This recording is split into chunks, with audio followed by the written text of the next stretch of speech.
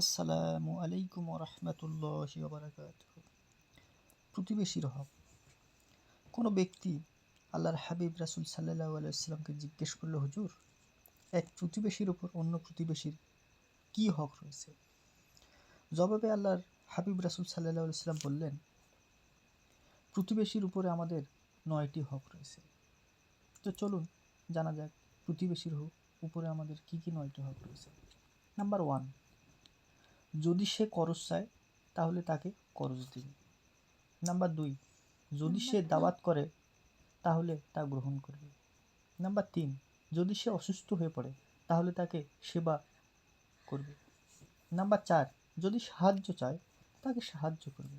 Number 5, প্রতিবেশীর বিপদ আপদ দুঃখ ও সমবেদনা প্রকাশ করবে। নাম্বার 6, প্রতিবেশীর আনন্দে তাকে মুবারকবাদ জানাবে। নাম্বার 7, প্রতিবেশীর ইন্তেকাল হলে তার জানাজায় শরীক হবে। নাম্বার 8, প্রতিবেশীর অনুপস্থিতিতে তার ঘরবাড়ি ও পরিবার পরিজনের হেফাজত করবে। এবং সর্বশেষ নাম্বার 9, প্রতিবেশীর অনুপস্থিতি ছাড়া উঁচু বাড়িঘর নির্মাণ করবে না।